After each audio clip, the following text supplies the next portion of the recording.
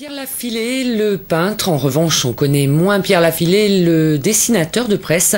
Des procès de Patrick Henry à Edmond Simeoni, en passant par celui de Klaus Barbie. Il a pourtant illustré la plupart des grands procès qui ont marqué l'actualité judiciaire de ces 30 dernières années. Ces dessins ont été à la une de l'actualité. Ici, Patrick Henry, un homme criblé de dettes qui kidnappe un enfant puis le tue et échappera à la peine de mort abolie à ce moment-là. L'âme humaine est quand même très fragile. Tout ça est arrivé, on ne sait pas par quel cheminement, par quel hasard on arrive à devenir aussi bestial. Pierre Lafilé a réalisé près de 900 dessins pour la télévision. Dans l'atelier du peintre trône encore le portrait de son ami Edmond Simeoni, en couverture du magazine Kirn lors de son procès en 1976. On assiste à un procès comme on lit un roman ou comme on voit un film. On est soi-même un peu pris par l'intrigue, je dirais. Et bon, c'est la main qui travaille toute seule.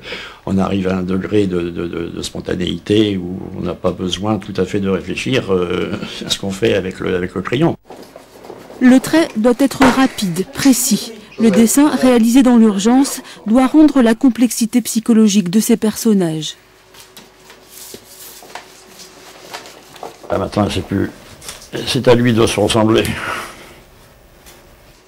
Avec un regard, un front qui se plisse, une tension dans un visage, on peut se rendre compte de tout ce qui peut travailler un homme, quoi, dans son esprit.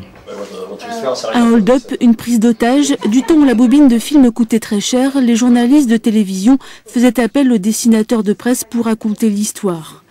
Il trace à grands traits le portrait de celui qui fut l'ennemi public numéro 1, Jacques Messrine. J'ai arrêté, sinon il va s'en lever le bandeau. Et de voyage également à Calvi pour les 12e rencontres d'art contemporain. Présentation Josette San à Boris. Le voyage continue là où tout n'est que beauté, luxe, calme et volupté.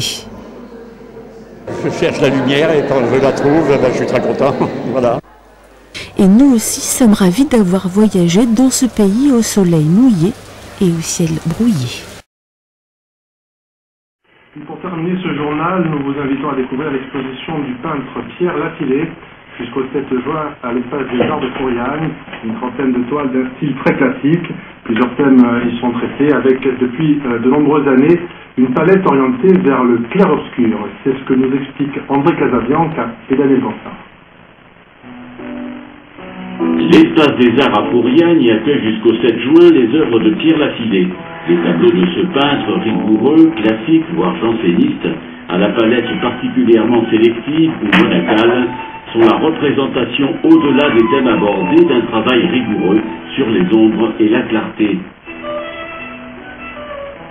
Fidèle à son art, Pierre Lafilé s'est toujours trouvé à contre-courant des modes, ses recherches se portant depuis de nombreuses années sur la lumière.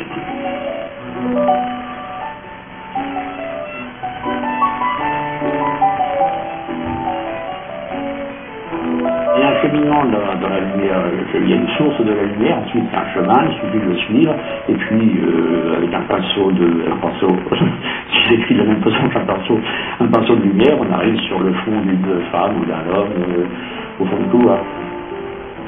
Autre point à souligner, Pierre Lafilé dessine bien, fort bien même, ce qui participe à sa singularisation et accentue le mariage des couleurs. Dans son métier ou son parcours de peintre esthétiquement dense, il y a un grand maître de la peinture à qui il voue un véritable culte.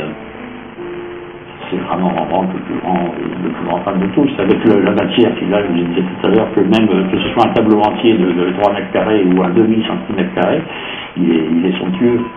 Une exposition belle et prenante parce que tout simplement elle renoue avec le classicisme.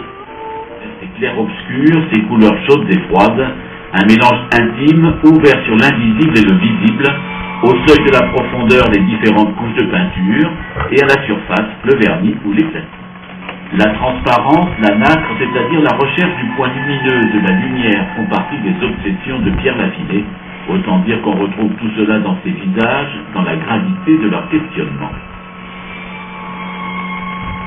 La construction d'un visage, c'est quand même toute une architecture osseuse, presque comme un immeuble si vous voulez, et c'est ça qui m'intéresse. Il y a des visages qui sont en porte-à-faux avec des face, droite, c'est ça qui donne la ressemblance aussi.